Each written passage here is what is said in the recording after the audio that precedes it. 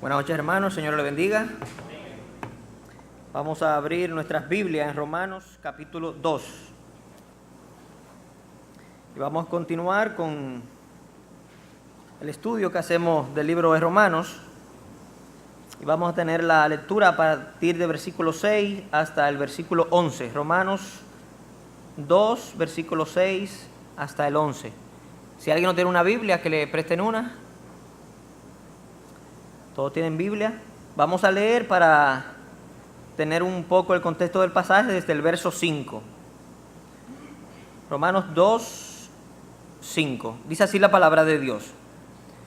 Pero por tu dureza y por tu corazón no arrepentido, atesoras para ti mismo ira, para el día de la ira y de la revelación del justo juicio de Dios, el cual pagará a cada uno conforme a sus obras. Vida eterna a los que perseverando en bien hacer, buscan gloria y honra e inmortalidad, pero ira y enojo a los que son contenciosos y no obedecen a la verdad, sino que obedecen a la injusticia. Tribulación y angustia sobre todo ser humano que hace lo malo, al judío primeramente y también al griego. Pero gloria y honra y paz a todo el que hace lo bueno, al judío primeramente y también al griego, porque no hay acepción de persona para con Dios. Oremos. Gracias, Señor, por tu palabra. Gracias, Señor, por el privilegio de tenerla en nuestras manos, Señor, y gracias también por el privilegio de contar con tu asistencia a través de tu Santo Espíritu, Señor, al cual, Padre, apelamos para que ahora nos ministre, Señor, hable a nuestro corazón, Señor, y también nos ayude a entender. Así que nos mostramos, Señor, impotentes, necesitados, y te suplicamos que operes en nuestras vidas, Señor, para gloria tuya y para bien de nosotros, Señor. Te lo suplicamos en nombre de Cristo Jesús. Amén. Bueno, hemos venido viendo en el libro de Romanos cada mes, cuando tengo la oportunidad de traer la enseñanza, y hemos visto, y vamos a ver, para ubicarnos un poco en el contexto donde estamos, en estos 6 versículos, del 6 al 11, vamos a hacer un poquito de historia brevemente. Recuérdense que el apóstol Pablo le escribe esta carta a la iglesia que está en Roma. Y en el versículo 14 él le dice: estoy ansioso de ir a vosotros, de visitarle, con la finalidad de obtener algún fruto entre vosotros. Dice el versículo 14. Y en el versículo 15 dice: por lo cual quiero ir a compartir el evangelio de Jesucristo con ustedes. Así que notamos y habíamos comentado anteriormente que el evangelio de Cristo, el evangelio, no es únicamente para los que están en el mundo sin Dios, sino que el evangelio lo necesitamos cada día nosotros los creyentes. Y es lo que Pablo está escribiendo a la iglesia de Roma. Por eso es que vemos en el versículo 16, versículo 17, que él le dice de ese poder que hay en el evangelio para salvar y para justificar a los hombres.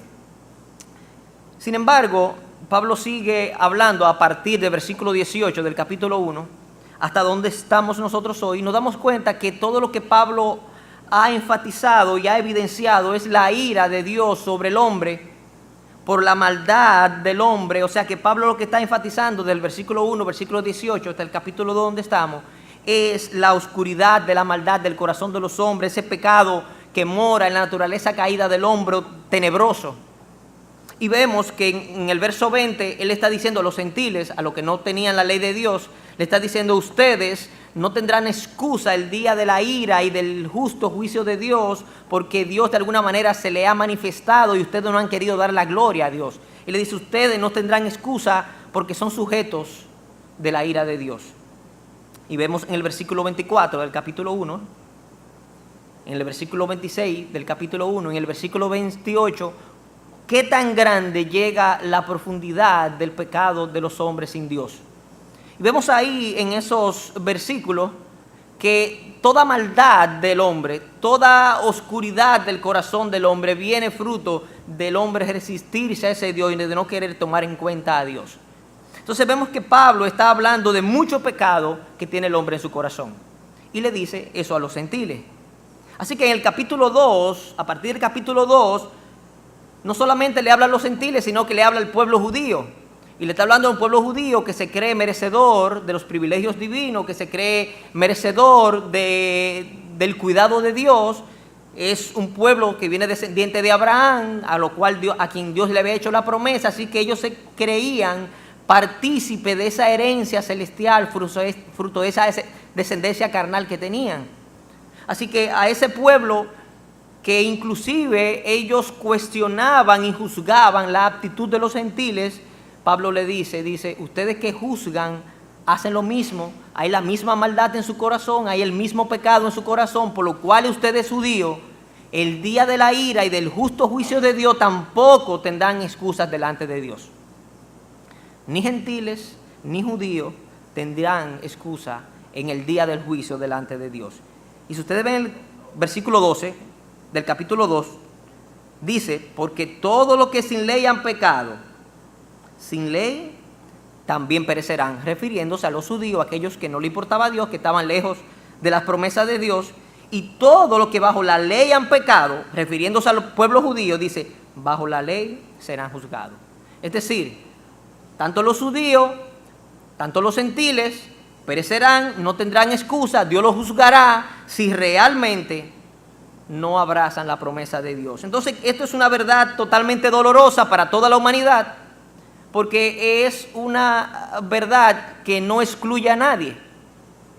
Si ustedes notan, todo el que está en el mundo sin Dios, que no está aquí hoy, ni está en ninguna iglesia congregándose, no le importa a Dios, Dios le está diciendo, tú no tendrás excusa el día del juicio.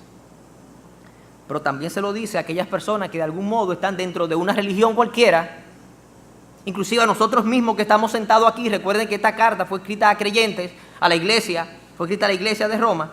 Aún nosotros los que estamos aquí sentados, Dios le está diciendo, nosotros no tendremos excusa el día de la ira y del justo juicio de Dios si realmente nosotros no abrazamos la justicia que Dios ofrece a través de la fe en la obra que Jesucristo hizo en la cruz.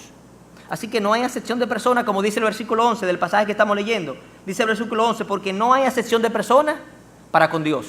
No importa que seamos religiosos, que no seamos religiosos, el día del juicio y de la ira de Dios, cada quien debe ir con la fe en sus manos puesta en la obra de Cristo en la cruz. Ahora, eso nos trae una consideración que nosotros deberíamos hacer, o una pregunta que deberíamos hacer nosotros todos que estamos en este momento aquí. ¿He visto realmente yo la profundidad de mi pecado? ¿He visto realmente yo la maldad que hay en mi corazón? Y fruto de esa maldad que yo pude percibir en mi corazón y ver, vine yo en agonía, en desesperación, clamando delante de la cruz para que Dios aplicara la justicia de Cristo derramada a nuestro favor en la cruz y que por gracia nos salvara. Así que una pregunta que cada uno de nosotros en lo interno debe hacerse. ¿Hemos visto nosotros la maldad terrible que hay en nuestro corazón para poder nosotros apreciar lo valoroso de la obra de Cristo en la cruz? Y hemos abrazado esa promesa, hemos abrazado esa justicia de Dios, la salvación que hay. Porque esto es totalmente trascendental para el pasaje que estamos viendo. Este pasaje que estudiamos, si ustedes notan, es de suma importancia porque hay mucho en juego. Si ustedes lo ven brevemente, el pasaje de manera general, dice el versículo 6, Dios pagará a cada quien, versículo 7, con vida, versículo 8, con ira, versículo 9, tribulación y angustia, versículo 10, con gloria, honra y paz. Así que Dios está hablando de nuestro lugar eterno. Así que hay mucho en juego en este pasaje porque Dios está diciendo, tu morada eterna, tu habitación eterna está en juego, o el cielo o el infierno. Dios pagará a cada cual, dice aquí, de acuerdo a sus obras, con la vida en el cielo o con la muerte en el infierno. Así que a veces nosotros, que ahora que yo antes me preguntaba, bueno, ¿por qué a veces estaba en algunas reuniones y decía, bueno, ¿por qué la gente sabe tanto de muñequitos? Bueno, cuando nace Francis Daniel me doy cuenta por qué todo el mundo sabe de muñequitos y de dibujos animados, porque es la mejor manera de tú dejar el niño pasmado el tiempo que tú quieras. Y de algún modo nosotros estamos poniendo todas estas cosas en nuestros niños, pero hay cosas que eso nos están escapando y a nuestros niños desde pequeños, de que tienen uso de razón, deberíamos estar hablándole sobre la realidad del cielo y del infierno. y que no se asuste del infierno, porque Dios ha provisto una solución gloriosa en Jesucristo para su problema, que no hay que tener miedo. Y tristemente también vemos como los jóvenes estamos, si yo estoy dentro de los jóvenes, me voy a incluir ahí, estamos entrenados en todo lo que es el disfrute extremo. Y no que el disfrute sea malo, ni el extremo disfrute sea malo, porque Dios dice, en los Salmos dice que a su diestra hay plenitud de gozo, de delicia por siempre. Sino, lo triste es que los jóvenes muchas veces no podemos identificarlo cuando son o no son creyentes, porque los jóvenes están viviendo las mismas experiencias, se están deleitando en las mismas cosas que se deleitan los jóvenes del mundo, así que tú no sabes. Y no obstante a eso, los jóvenes tienen el mismo lenguaje que tiene el mundo. Y todo lo que muchas veces hablamos son las cosas que se ven en el argot popular, está heavy, está full, está todo. Y se ha perdido realmente el lenguaje cristiano, cristocéntrico, basado en las promesas de Dios, basado en lo que Dios nos ha ofrecido. Así que ya nunca le damos esperanza. Un joven no le puede dar esperanza a otro joven porque las palabras que usa no traen esperanza, son palabras vacías. Y los mayores, donde yo me incluyo también, o sea, los jóvenes y los mayores, realmente somos especialistas en análisis económico, deportivos, noticiosos, especialistas en lugares exóticos para vacacionar, y de algún modo la realidad del cielo y del infierno se ha ido esfumando de nuestros ojos. Y yo le aseguro, estoy casi seguro, que nosotros muy pocas veces pensamos en la realidad de dónde pasaremos nuestra eternidad. Este pasaje nos recuerda dónde pasaremos nuestra eternidad, en el cielo o en el infierno. Cada día que pasa, cada minuto que pasa, nos encontramos más cerca de ese lugar eterno. El cielo o el infierno nos esperan. Y Dios, como dice el versículo 11, dice, deberá ser justo. No hace acepción de personas. Dice el versículo 6, y Él pagará a cada quien de acuerdo a sus obras. Ahora bien, ¿quiénes reciben el cielo? Versículo 7. Porque estamos hablando, unos van al cielo, otros van al infierno. ¿Quiénes van al cielo? ¿Quién recibirá el cielo como herencia? ¿Quién recibirá la vida eterna como herencia? Versículo 7. Vida eterna a los que perseverando en el bien hacer buscan gloria y honra e inmortalidad. Así que Dios le dará el cielo como herencia, le dará la vida eterna como herencia a aquellos que perseveran en hacer el bien y a aquellos que buscan gloria, honra e inmortalidad. Y noten el resultado de esa búsqueda, versículo 10. Dios al final da, ¿qué cosa? Gloria, honra y paz sobre todo hombre que hace lo bueno. Entonces noten que van al cielo primeramente, como dice el versículo 7, vida eterna a los que perseverando, a los que perseveran. La palabra perseverar en el original, en el griego, significa permanecer, quedarse, resistir, aguantar, pero sobre la base de una esperanza, esperanzado. Así lo que está diciendo ahí, versículo 7, que nosotros perseveramos, no porque estamos frustrados, porque nos convertimos a Cristo, o porque estamos en los caminos de Cristo, o porque estamos presionados por Cristo, sino porque nosotros tenemos una esperanza. Perseveramos, resistimos, aguantamos, nos mantenemos fruto de una esperanza que Dios ha dado. Y es interesante que esa palabra perseverar en el griego, la palabra que se usa es hupomoné, y solamente se usa en el Nuevo Testamento 4 veces. Una vez se usa en Mateo capítulo 10, versículo 22, cuando Dios está comisionando a los apóstoles para que hagan la misión apostólica. Él les dice, Él le está hablando de todo lo que será el ministerio apostólico, y Él les dice, y seréis aborrecidos de todos por causa de mi nombre, mas el que persevere hasta el fin, este será salvo. Y esa palabra perseverar que usa en Mateo capítulo 10 a sus apóstoles es la misma palabra que se usa en el capítulo 7 de Romanos. En el otro lugar que está la palabra perseverar es en Mateo capítulo 24, versículo 12, y en el pasaje paralelo de Mateo, que está en Marcos capítulo 13, versículo 13. Y es cuando Dios le está respondiendo la pregunta que le hacen sus discípulos, que cuáles serían las señales del fin y los tiempos de su venida. Entonces Dios comienza a hablarle todas aquellas cosas que nosotros conocemos, que están en Mateo 24. Y Dios le dice en el capítulo 12, y por haberse multiplicado la maldad, el amor de muchos se enfriará. Mas el que persevere hasta el fin, éste será salvo.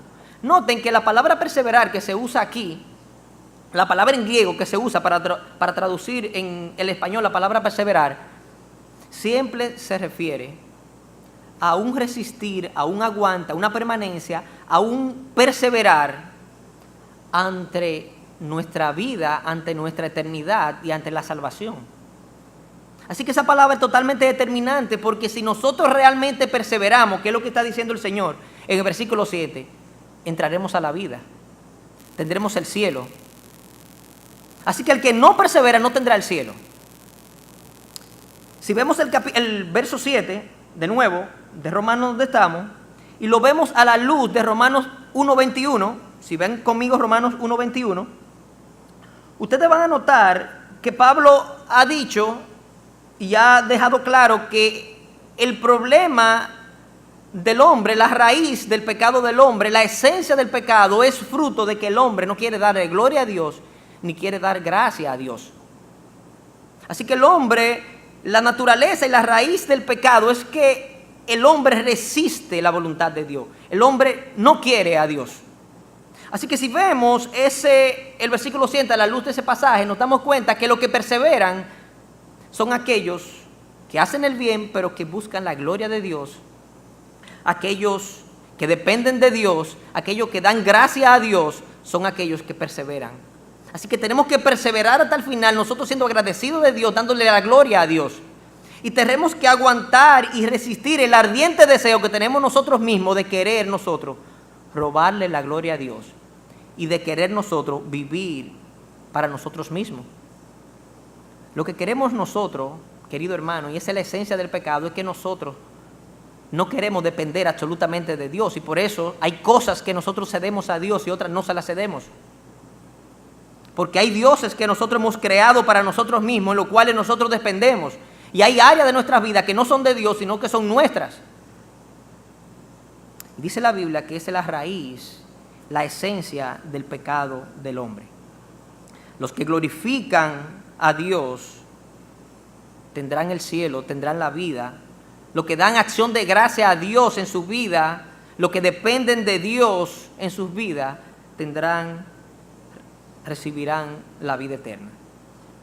Pero hay un elemento aquí que debemos analizar, porque todos nosotros estamos aquí, esta mañana vinimos, la mayoría o quizá todos, de nuevo nos congregamos, el miércoles quizá estamos aquí de nuevo en la iglesia, y de alguna manera todos nosotros estamos corriendo la carrera de la fe y vamos por ese camino,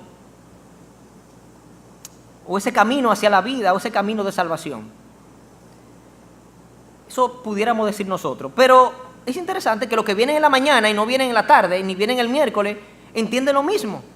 El hecho de que ellos vinieran en la mañana, están de algún modo caminando ese camino de fe, ese camino que le lleva a la vida.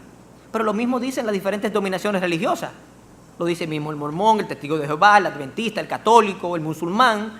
De alguna manera van todos en su fe caminando hacia la vida, hacia la eternidad, hacia el cielo. Así que no depende realmente de que nosotros nos congreguemos, no nos congreguemos, que vengamos o no nos vengamos, sino depende realmente de lo que está pasando internamente en nuestro corazón. Por eso Dios, si ustedes ven, y Pablo, a través del apóstol Pablo, está haciendo una radiografía en los versículos anteriores de la profundidad del pecado que hay en nosotros. Maldad. Yo quiero que nosotros miremos o hagamos un retrato de nuestro caminar o nuestra carrera de fe o de nuestra perseverancia en la fe a la luz de 1 Corintios capítulo 9. Si ustedes me acompañan, 1 Corintios capítulo 9, a partir del verso 24, nos vamos a dar cuenta que Pablo está de algún modo definiendo lo que es la carrera de la fe del creyente, haciendo una ilustración con el que corre, con un atleta, y también con el que pelea. Primera de Corintios 9:24. Y fíjense lo que dice el apóstol Pablo. ¿No sabéis que los que corren en el estadio, todos a la verdad corren, pero uno solo se lleva el premio? Corred de tal manera que lo obtengáis. Todo aquel que lucha, de todo se abstiene. Ellos a la verdad para recibir una corona corruptible, pero nosotros una incorruptible. Así que yo de esta manera corro, no como a la aventura, de esta manera peleo, no como quien golpea al aire, sino que golpeo mi cuerpo y lo pongo en servidumbre, no sea que habiendo sido heraldo para otros, yo mismo venga a ser eliminado. Y noten el versículo 27. Pablo dice, y está de manera implícita hablando de la permanencia, de la perseveración. Dice él, yo peleo de tal manera que aún siendo yo heraldo, yo pudiera ser eliminado. Yo no quiero ser eliminado, dice él.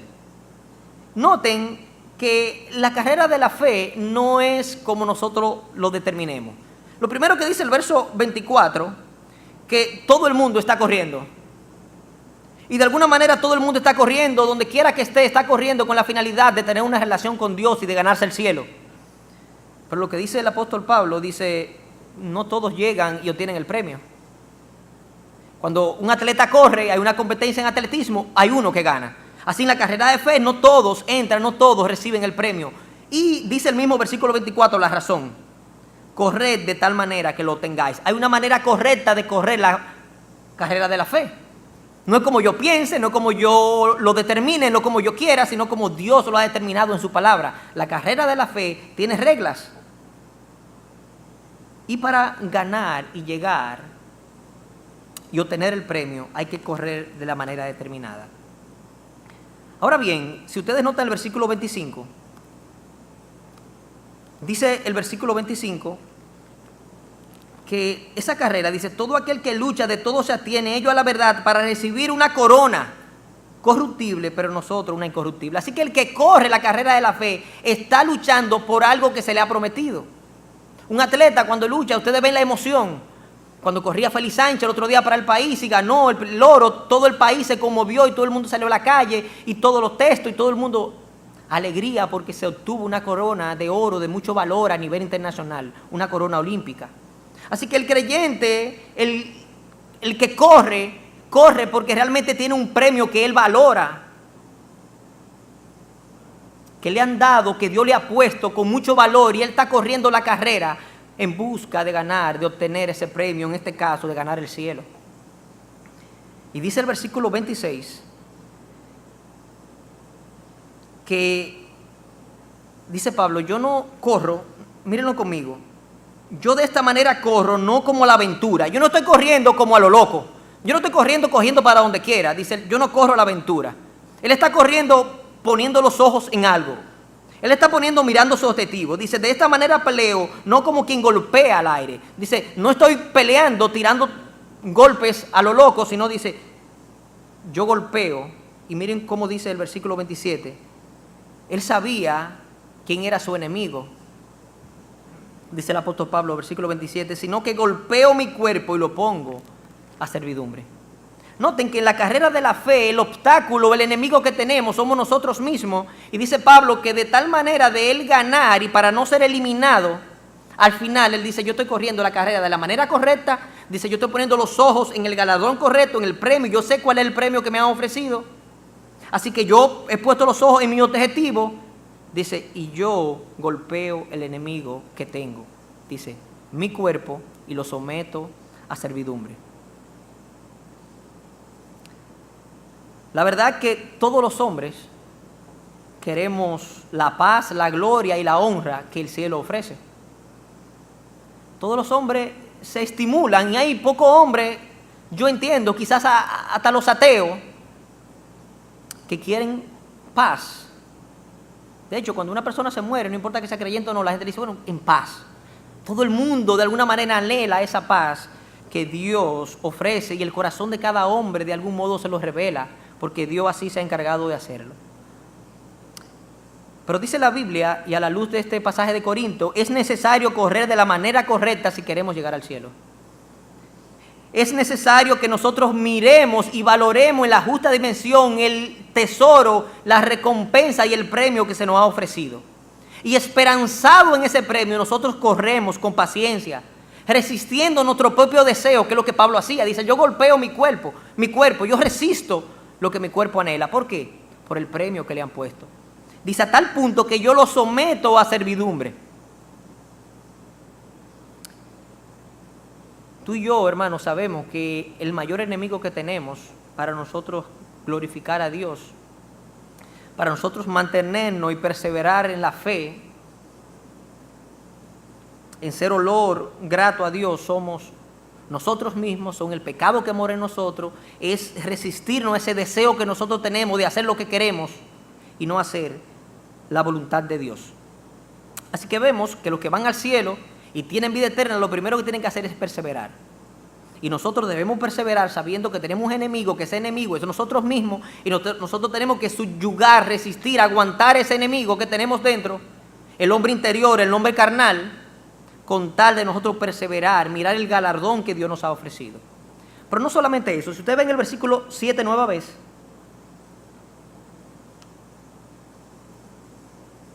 del capítulo 2 de Romanos, donde estamos, dice, vida eterna a los que perseverando en bien hacer, buscan gloria, honra e inmortalidad. Y la segunda cosa que tenemos que hacer para ir al cielo y para llegar a la vida eterna es que dice este pasaje, a la luz de este texto, dice que debemos buscar gloria y honra e inmortalidad. Y decíamos que perseverar, cuando veíamos la palabra perseverar en el original, dice que perseveramos basado en una esperanza que Dios nos ha dado, una promesa que Dios nos ha dado. Así que nosotros perseveramos con los ojos de la esperanza, así que nosotros buscamos lo que Dios ha ofrecido. ¿Qué Dios ha ofrecido? Gloria, honra e inmortalidad. Eso es lo que nosotros buscamos.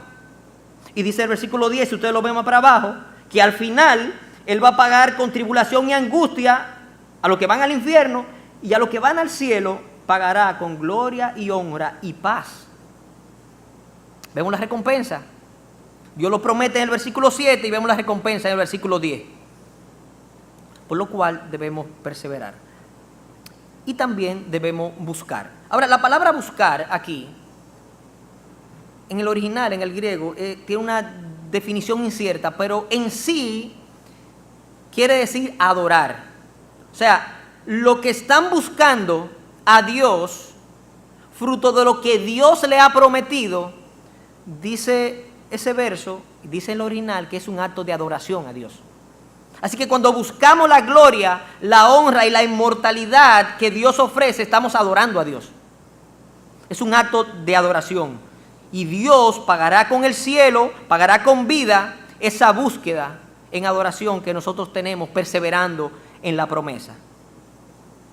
Dios promete gloria, honra y paz, como dice el versículo 10, así que nosotros abrazamos esa promesa como el más grande tesoro. De esa manera podemos perseverar. Si Dios nos dice, yo te voy a llevar a ti, tú vas a vivir en el cielo eternamente, rodeado de gloria, de honra y de paz eterna, donde no hay llanto, dolor ni lágrimas, y nosotros realmente creemos esa promesa, dice, nosotros convertimos esa promesa como nuestro mayor tesoro, como lo más valioso que tenemos, entonces nosotros podemos perseverar. Y mantenemos toda nuestra vida en esta tierra, en esa búsqueda de ¿qué? De gloria, de honra e inmortalidad. Noten que hay un ejemplo bien ilustrativo, elocuente en la Biblia, en Hebreos. Dice Hebreos capítulo 11, versículos 25 y 26, que Moisés escogió ser maltratado con el pueblo de Dios que gozar de los deleites temporales del pecado. Y parecía contradictorio lo que Moisés hizo. Dice, él era hijo de la hija de Faraón. Todos conocemos la historia de Moisés, no la vamos a explicar. Entonces él era hijo de la hija, se crió como hijo de la hija de Faraón, tenía todos los privilegios que tenía Faraón, el rey. Imagínense que tú tengas todos los privilegios del presidente de la República. Entonces, en algún momento, Moisés dice, no, yo prefiero irme con el pueblo que está oprimido, con el pueblo que está en esclavitud, que lo están maltratando, que lo están humillando, que lo están matando. Yo prefiero ese maltrato. Entonces diríamos, pero Moisés estaba loco. Pero miren lo que dice el versículo 26. ¿Por qué Moisés hizo eso? Teniendo por mayor riqueza el vituperio de Cristo que los tesoros de los egipcios, porque tenía puesta la mirada en el galardón. Noten que Moisés pudo hacer algo tan contradictorio para nosotros, que nosotros ninguno haríamos. Dejar nuestra comodidad, dejar la abundancia, dejar todo el bienestar, para irnos a ser maltratados con la persona, los oprimidos, los que están siendo maltratados, humillados en esclavitud. No lo haríamos. Pero ¿qué pasó con Moisés? Dice, él pudo hacer eso, escogió los vituperios de Cristo, dice, porque tenía la mirada puesta en el galardón. Y vio con mayores riqueza el maltrato con su pueblo, fruto de lo que él había apreciado, de lo que Dios le había prometido. Pudo hacer eso. Noten que al final es lo que nosotros apreciamos y lo que nosotros atesoramos. Lo que nosotros apreciamos y lo que nosotros atesoramos, eso definirá nuestra acción, eso definirá nuestra búsqueda. Ustedes no se dan cuenta que a veces vemos padres que el único interés que tenemos es que nuestros hijos estudien. ¿Por qué? Porque eso es lo que tiene mayor valor para nosotros, por encima de otras cosas. No estoy diciendo que el estudiar es malo, pero por encima de las cosas de Dios. Porque nosotros apreciamos y tenemos eso como un mayor tesoro que las cosas, que la eternidad, que la vida. Mateo 6:21, porque donde está vuestro tesoro, allí estará también vuestro corazón. Y la pregunta que tenemos que hacernos, y nos paramos brevemente, hacemos una pregunta. ¿Las promesas de Dios son nuestro más grande tesoro y nuestro más apreciado tesoro? ¿Realmente son las cosas que Dios ha prometido, que están en la Biblia, nuestro más grande y apreciado tesoro?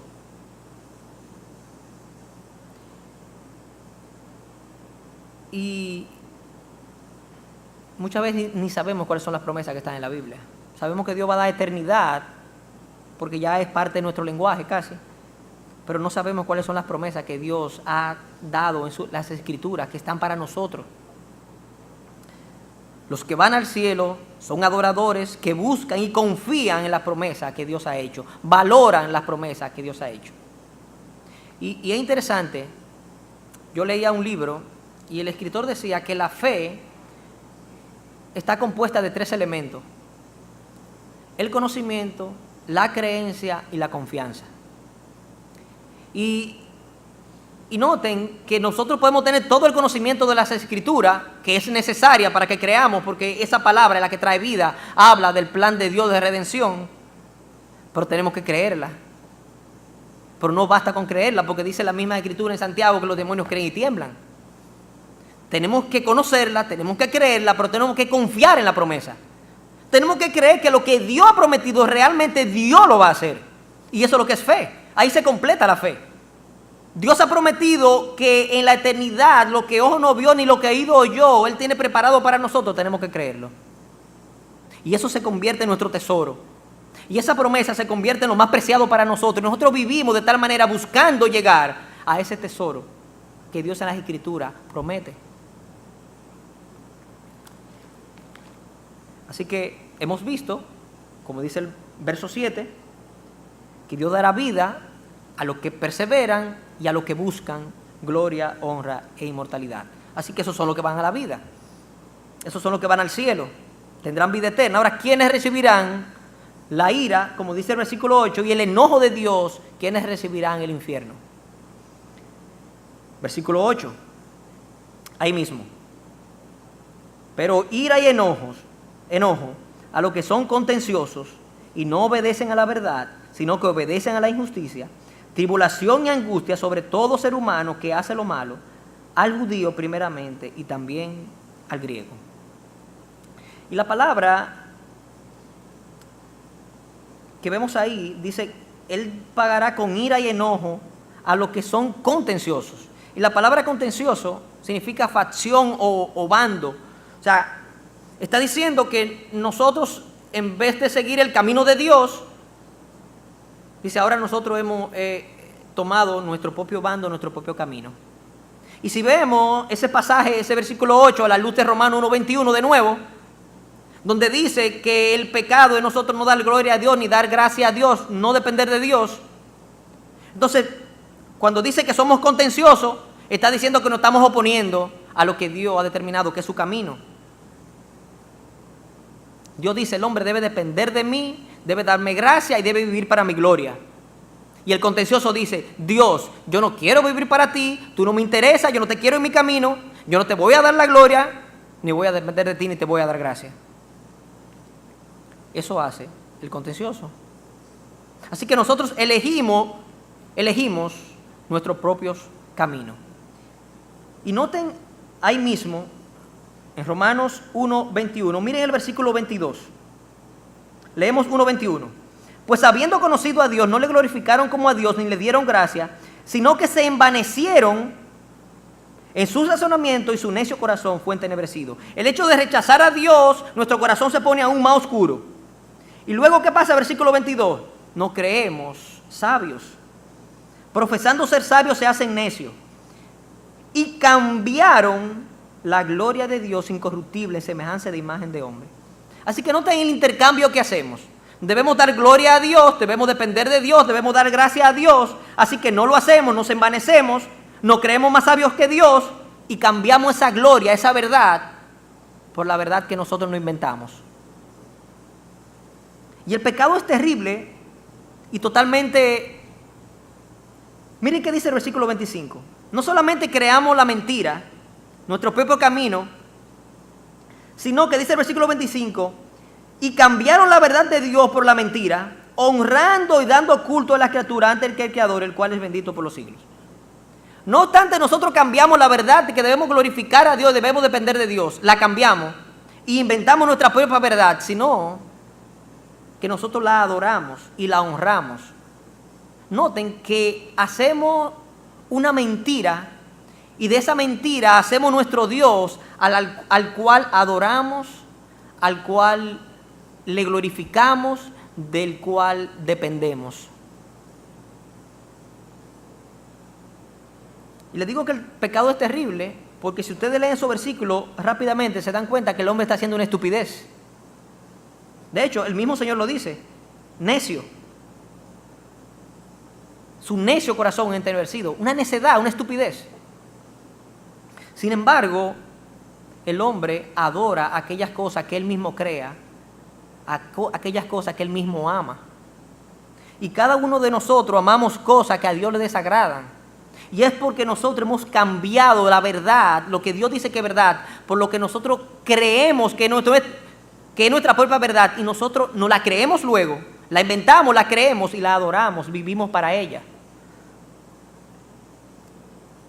Dice el versículo, si vuelven al capítulo 2 de Romanos, dice el versículo 9 que Dios responde airado ante el rechazo del hombre. Tribulación y angustia sobre todo hombre que decide tomar su decisión, sobre el hombre que hace lo malo. Dios responde totalmente airado cuando nosotros tomamos nuestras propias decisiones, cuando nosotros hacemos nuestros propios dioses y adoramos aquellas cosas que nosotros mismos amamos, que nosotros sabemos que desagradan a Dios. Y es triste porque nosotros tratamos con el hecho del cielo y del infierno con superficialmente. El asunto del cielo y del infierno para nosotros es algo superficial, mientras Dios tomó el asunto del cielo y del infierno a tal magnitud de que envió a su propio Hijo a morir por lo que iban al infierno. para rescatar y llevar al cielo a aquellos que han de creer en Cristo. Sin embargo, nosotros lo tratamos con superficialmente. Y noten que los jóvenes, adolescentes, a veces pensamos que la muerte es para los que están enfermos, para los ancianos. Y la realidad es que si meditamos, todos nos damos cuenta que a menudo, a lo que no le ha pasado a algún amigo, escuchamos la noticia donde no sabemos. O sea, los jóvenes también pueden partir a temprana edad. El anhelo es que sean 100 años, 95, 100, 105. Pero la realidad que podemos despertar ante la realidad del cielo y del infierno en cualquier momento, nuestro lugar eterno. Y no podemos ser tontos ni necios y entregar nuestra fuerza, nuestra energía, nuestra pasión a cosas que son superficiales, a cosas que son vanas y que en un momento a otro pasarán y no estarán. Y no podemos tratar los jóvenes con la realidad del cielo y del infierno como que eso es para viejos.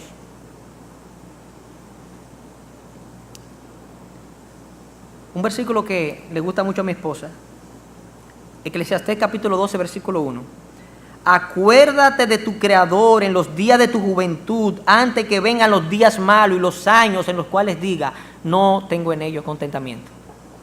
Y yo no sé qué edad tenía el escritor divino cuando escribió ese verso de Eclesiastés, pero al parecer era viejo, entrado en años, y él estaba poniendo una exhortación, una estimulación, una motivación a los jóvenes, y está diciendo, acuérdense de Dios, acuérdense de su Hacedor, de su Creador, en los días de su juventud, antes que vengan los días malos. Los años traen días malos. Yo recuerdo que antes yo veía a los amigos de mi abuelo que fallecían, luego veo lo de mi mamá, ahora veo los amigos míos que se están enfermando y cada vez me asusta más. Los años pasan y cada vez que pasan los años los días son más difíciles. La edad trae complejidad, tristeza, tus familiares, tus hermanos fallecen, vienen los achaques de la edad. Y lo que Dios está diciendo en Eclesiastés, lo que yo quiero animarte es que tú joven, nosotros que somos jóvenes, me incluyo de nuevo, debemos dedicar nuestra mejor esfuerzo, nuestra más grande pasión, toda nuestra energía a vivir nuestros años para la gloria de Dios, para las cosas que trascienden y que serán una alfombra en nuestra morada eterna y no aquellas cosas que se esfuman en un momento a otro. Los adultos, los ancianos, no gastemos nuestros días en trabajo, entretenimiento, ocupaciones ordinarias. El inmisericordia de tiempo avanza y prontamente nos acercamos a nuestra habitación eterna, quizás adornada de honra, perfumada de paz, cubierta de la gloria de Dios. O quizás, esperemos que no sea así, revestida de tribulación y angustia por siempre, porque cielo e infierno esperan a todo hombre. Hermano, para concluir, yo quiero animarle, hermano, que nosotros oremos siempre y clamemos a Dios para que nosotros odiemos el nosotros vivir para nosotros mismos y que nosotros podamos resistir ese intenso deseo de nosotros buscar nuestro propio beneficio, de buscar nuestra propia gloria, y nosotros podamos perseverar viviendo para la gloria de Dios, trayendo fama al nombre de Jesucristo, y que nosotros abracemos la promesa que Dios ha hecho para nosotros en los cielos, en Jesucristo, y abracemos eso como un tesoro para nosotros, y que eso mueva nuestro corazón, mueva nuestras vidas. Y que cada día, cada respirar que nosotros hagamos, realmente glorifique el nombre de Dios. Oremos.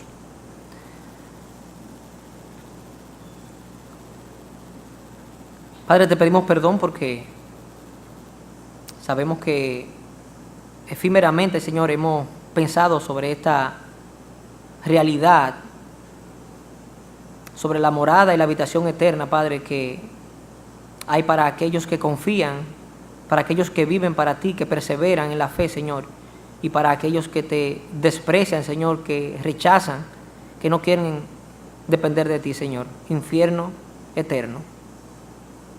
Gracias, Señor, porque en Cristo tú has provisto, Padre, la medicina perfecta, Señor, la solución perfecta, Señor.